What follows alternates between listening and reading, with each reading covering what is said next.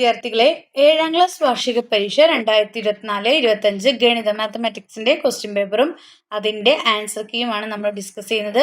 അപ്പോൾ മക്കൾ ആദ്യമായാണ് ചാനൽ കാണുന്നതെങ്കിൽ ചാനൽ ഒന്ന് സബ്സ്ക്രൈബ് ചെയ്യണേ. ഈ ക്വസ്റ്റ്യൻ പ്രവർത്തനം 1ലേക്ക് പോവാം. ഫസ്റ്റ് ഈ ക്വസ്റ്റ്യൻ, ലംബവശങ്ങൾ തുല്യമായ ഒരു മട്ട ത്രികോണത്തിന്റെ പരപ്പളവ് 16 ചതുരശ്ര സെന്റിമീറ്റർ ആണ്. കർണത്തിൽ വരച്ചിരിക്കുന്ന സമചതുരത്തിന്റെ പരപ്പളവ് എത്ര എന്നാണ് ചോദിച്ചിരിക്കുന്നത്. ശരിയായ ഉത്തരം 64 ചതുരശ്ര സെന്റിമീറ്റർ ആണ്. ബി ക്വസ്റ്റ്യൻ, ലംബവശങ്ങൾ 5 സെന്റിമീറ്റർ 12 സെന്റിമീറ്റർ ആയ മട്ട ത്രികോണത്തിന്റെ കർണത്തിന്റെ നീളം എത്ര? അപ്പൊ കർണം എത്രയായിരിക്കും? 13. എത്രയാണ്? 13 സെന്റിമീറ്റർ ആണ്. ഇനി സി, 32 ചതുരശ്ര സെന്റിമീറ്റർ പരപ്പുള്ള ഒരു സമചതുരം വരയ്ക്കാനാണ് പറഞ്ഞിരിക്കണേ. അപ്പൊ ആദ്യം വരയ്ക്കുന്ന സമചതുരത്തിന് ഒരു വശത്തിന്റെ നീളം 4 സെന്റിമീറ്റർ എന്നും 4 സെന്റിമീറ്റർ വശമുള്ള സമചതുരം വരയ്ക്കുക. അതിന്റെ വികരണം വശമായി മറ്റൊരു സമചതുരത്തിന്റെ വികരണം വശമായി സമചതുരം വരയ്ക്കുക. അതാണ് പറഞ്ഞിരിക്കുന്നത്. ഇനി പ്രവർത്തനം 2 നോക്കാം. ഒരു ത്രികോണത്തിന്റെ 2 വശങ്ങൾ 4 സെന്റിമീറ്ററും 6 സെന്റിമീറ്ററുമാണ്. അതിന്റെ മൂന്നാമത്തെ വശമാകാൻ സാധ്യതയുള്ളത് താഴെ കൊടുത്തവയിൽ ഏതാണ് എന്നാണ് ചോദിച്ചിരിക്കുന്നത്. അതിൽ ആവാനുള്ള ചാൻസ് ഏതാണ്? ബി ആണ് എന്ത്? ശരിയായ ഉത്തരം 8 സെന്റിമീറ്റർ. ഇനി ബി ക്വസ്റ്റ്യൻ, താഴെ എന്താണ്? ചതുരത്തിൽ ചരിച്ചു വരച്ചിരിക്കുന്ന 2 വരകൾ സമാന്തരങ്ങളാണ്. എ ബി സി ഡി എന്ന് പേര് നൽകിയിരിക്കുന്ന കോണുകളുടെ അളവുകൾ കണ്ടെത്താനാണ് പറഞ്ഞിരിക്കുന്നത്. എ എന്ന് പറയുന്നത് എത്രയായിരിക്കും? 60 ഡിഗ്രി ആയിരിക്കും. ബി എന്ന് പറയുന്നത് 120 ഡിഗ്രി ആയിരിക്കും. സി എന്ന് പറയുന്നത് വീണ്ടും 60 ഡിഗ്രി ആയിരിക്കും. ഡി എന്ന് പറയുന്നത് എത്രയായിരിക്കും? 60 ഡിഗ്രി ആയിരിക്കും. ഡി എന്ന് പറയുന്നത് 60 ഡിഗ്രി ആയിരിക്കും. ഇനി പ്രവർത്തനം 3 നോക്കാം. ലംബവശങ്ങളുടെ നീളങ്ങൾ 6 സെന്റിമീറ്ററും 8 സെന്റിമീറ്ററുമായ മട്ട ത്രികോണത്തിന്റെ പരപ്പളവ് എത്രയാണെന്നാണ് ചോദിച്ചിരിക്കുന്നത്. എത്രയാണ്? 24 സെന്റിമീറ്റർ ചതുരശ്ര സെന്റിമീറ്റർ. 24 ചതുരശ്ര സെന്റിമീറ്റർ ആണ്. ഇനി രണ്ടാമത് ചോദിച്ചത്, ഈ അളവുകളുള്ള ഒരു മട്ടത്രികോണം വരയ്ക്കാനാണ് പറഞ്ഞിരിക്കുന്നത്. അപ്പോൾ വശങ്ങൾ കൃത്യമായിട്ട് വരയ്ക്കുക, ത്രികോണം പൂർത്തിയാക്കി വരയ്ക്കാനാണ് പറഞ്ഞിരിക്കുന്നത്. സി ക്വസ്റ്റ്യൻ ചോദിക്കുക, പാദവശത്തിന്റെ നീളം 6 സെന്റിമീറ്ററും മറ്റൊരു വശത്തിന്റെ നീളം 9 സെന്റിമീറ്ററും ആകത്തക്ക വിധം ഇതേ പരപ്പുള്ള ഒരു ത്രികോണം വരയ്ക്കാനാണ് പറഞ്ഞിരിക്കുന്നത്. അപ്പൊ സമാന്തര വര വരച്ചാൽ എന്താണ്? ത്രികോണം പൂർത്തിയാകും അല്ലേ? അപ്പൊ അങ്ങനെയാണ് അത് ചെയ്യേണ്ടത്. ഇനി പ്രവർത്തനം 4, ഈ സംഖ്യാഗോപുരത്തിൽ ഒഴിഞ്ഞ കളങ്ങൾ പൂരിപ്പിക്കാനാണ് പറഞ്ഞിരിക്കുന്നത്. ഒഴിഞ്ഞ കളങ്ങൾ പൂരിപ്പിക്കാനാണ് പറഞ്ഞിരിക്കുന്നത്. എങ്ങനെയാണ്? 10, 4 എങ്ങനെയാണ്? 10ഉം 4ഉം കൂടെ കൂടി പ്ലസ് ചെയ്യുക. അപ്പോൾ 14 കിട്ടും. പിന്നെ 4ഉം 6ഉം കൂട്ടുമ്പോൾ 10 കിട്ടും. പിന്നെ അടുത്ത് എത്രയാണ്? 6ഉം 10ഉം കൂട്ടുമ്പോൾ 16 കിട്ടും. അതുപോലെ 14ഉം 10ഉം കൂട്ടുമ്പോൾ 24 കിട്ടും. പിന്നെ 10ഉം 16ഉം കൂട്ടുമ്പോൾ 26 കിട്ടും. പിന്നെ 24 26ഉം കൂടെ കൂട്ടുമ്പോൾ 50 കിട്ടും. അപ്പം ഇങ്ങനെയാണ് ഇത് ഫില്ല് ചെയ്യേണ്ടത്. ഇനി ബി, 10കൾ മാറ്റാതെ 4ന് പകരം മറ്റൊരു സംഖ്യ എഴുതി സംഖ്യാഗോപുരം നിർമ്മിക്കാനാണ് പറയുന്നത്. അപ്പം 4ന് പകരം മറ്റൊരു സംഖ്യ എഴുതി സംഖ്യാഗോപുരം പൂർത്തിയാക്കുക. അതായത് ഏറ്റവും മുകളിലെ സംഖ്യ 50 വരണം അല്ലേ? ഇനി സി എന്ന് പറയുന്നത് 2 ഗോപുരങ്ങളിലെയും മുകളിലെ സംഖ്യകളുടെ പ്രത്യേകത എന്ത്? ബീജഗണിതം ഉപയോഗിച്ച് എഴുതാനാണ് പറഞ്ഞിരിക്കുന്നത്. അപ്പോൾ ഇതിനെ അക്ഷരങ്ങൾ ഉപയോഗിച്ച് സൂചിപ്പിക്കാനാണ് പറഞ്ഞിരിക്കുന്നത്.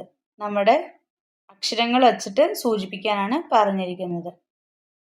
ഇനി പ്രവർത്തനം 5, 250 രൂപയുടെ ഒരു പുസ്തകം 20% വിലക്കിഴിവ് നൽകി വിൽക്കുന്നു. അതിന്റെ വിറ്റ വിലയെ സൂചിപ്പിക്കുന്നത് ഏത് എന്നാണ് ചോദിച്ചിരിക്കുന്നത്. വിറ്റ വിലയെ സൂചിപ്പിക്കുന്നത് 250 × 80/100 എന്നാണ്. ഇനി ഒരു ബാങ്കിലെ വാർഷിക പലിശ നിരക്ക് 8%ആണ്. 35,000 രൂപ നിക്ഷേപിക്കുന്ന ആൾക്ക് ഒരു വർഷം കഴിയുമ്പോൾ പലിശ ഉൾപ്പെടെ എത്ര രൂപ തിരികെ കിട്ടും എന്നാണ് ചോദിച്ചിരിക്കുന്നത്. അപ്പോൾ എത്രയാണ്? 35,000 ഡിവൈഡഡ് ബൈ എത്രയാണ്? എന്താ ചെയ്യേണ്ടത്? 35,000 പ്ലസ് അല്ല എന്താ ചെയ്യേണ്ടത്? 35,000 എങ്ങനെ ചെയ്യും? 35,000 × 35,000 × 108 അതായത് 35,000 × 8/100 എന്നാണ് നമ്മൾ ചെയ്യുന്നത് അല്ലേ? അപ്പം 108 ഡിവൈഡ് ബൈ 100 എന്ന് എഴുതുക. അപ്പോൾ നമുക്ക് ഉത്തരം കിട്ടുന്നത് എത്രയാണ്? 37,800 എന്നാണ്. ആൻസർ കിട്ടുക 37,800 എന്നാണ്. ഈ സി ക്വസ്റ്റ്യൻ ചോദിച്ചിരിക്കുന്നത് ഒരു വാർഡിലെ ജനസംഖ്യ 1200 അവരിൽ 720 പേർ സ്ത്രീകളാണ്. സ്ത്രീകൾ ആകെ ജനസംഖ്യയുടെ എത്ര ശതമാനമാണെന്നാണ് ചോദിച്ചിരിക്കുന്നത്. അതായത് 720 ഡിവൈഡഡ് ബൈ 1200 ഇൻറ്റു 100. അപ്പോൾ നമുക്ക് കിട്ടുക 60% എന്നാണ്. അപ്പോൾ ആകെയുള്ള ജനസംഖ്യയുടെ 60% സ്ത്രീകളെന്ന് പറയുന്നത്. ഇനി പ്രവർത്തനം 6.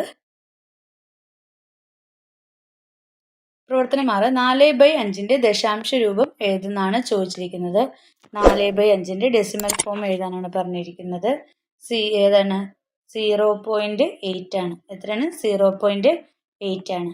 ബി ചോദിച്ചിരിക്കുന്നത് 25.72 മീറ്റർ ചുറ്റളവുള്ള ഒരു സമചതുരത്തിന്റെ ഒരു വശത്തിന്റെ നീളം എത്ര മീറ്റർ ആണെന്നാണ് ചോദിച്ചിരിക്കുന്നത്. അപ്പോൾ എന്ത് ചെയ്താൽ മതി?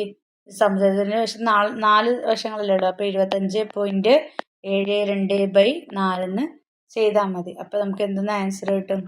6.43 കിട്ടും. ആൻസർ 6.43 ആൻസർ കിട്ടും.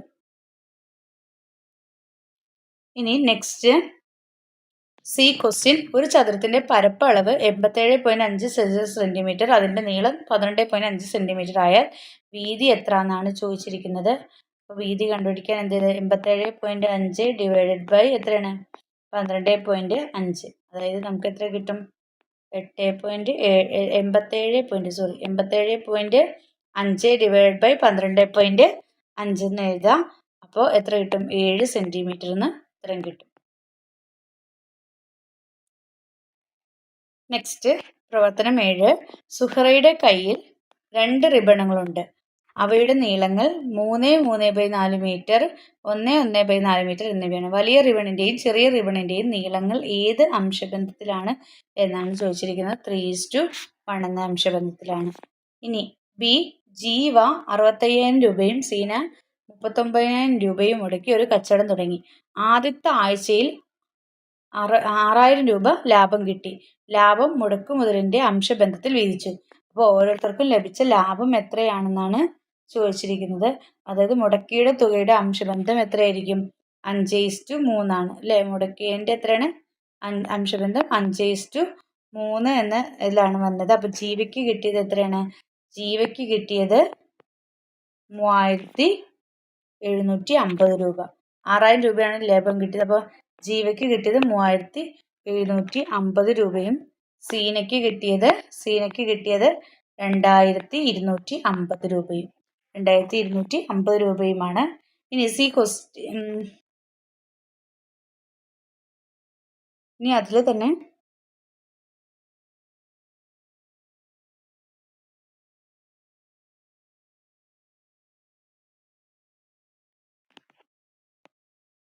രണ്ടാമത്തെ ആഴ്ചയിലെ ലാഭം ഇങ്ങനെ വീതിച്ചപ്പോൾ സീനയ്ക്ക് 1,350 രൂപ കിട്ടി. ജീവിക്ക് എത്ര രൂപ കിട്ടിയെന്നാണ് ചോദിച്ചിരിക്കുന്നത്. 2,250 രൂപയായിരിക്കും കിട്ടുണ്ടാവുക.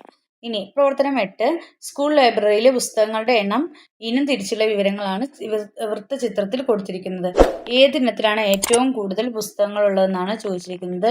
ഏറ്റവും കൂടുതൽ പുസ്തകങ്ങളുള്ളത് ഏതാണ്? ചെറുകഥ അല്ലേ? എയുടെ ആൻസർ ഇതാണ്, ചെറുകഥയാണ്. ചെറുകഥയിലാണ്. രണ്ടാമത്തെ, ഏതിനത്തിലാണ് ഏറ്റവും കുറവ് പുസ്തകങ്ങളുള്ളത്? ഏതിലാണ്? ലേഖനങ്ങളിലാണ് ഏറ്റവും കുറവ് പുസ്തകങ്ങളുള്ളത്. ഇനി തുല്യ എണ്ണം പുസ്തകങ്ങളുള്ളത് ഏതൊക്കെ ഇനത്തിലാണ്? കവിതയും ജീവചരിത്രവും. അപ്പോൾ മൂന്നാമത്തെ സിയുടെ എത്രയാണ്? കവിതയും ജീവചരിത്രവും. ഇനി ഡിയുടെ ക്വസ്റ്റ്യൻ. നോവലിന്റെ എണ്ണം ആകെ പുസ്തകങ്ങളുടെ ഏതാണ്ട് എത്ര ഭാഗമാണെന്ന് ചോദിച്ചിരിക്കുന്നത്. എത്രയാണ്? 1/4 ഭാഗമാണ്. ഇനി വൃത്തചിത്രത്തെ അടിസ്ഥാനമാക്കി മറ്റൊരു ചോദ്യം എഴുതുക.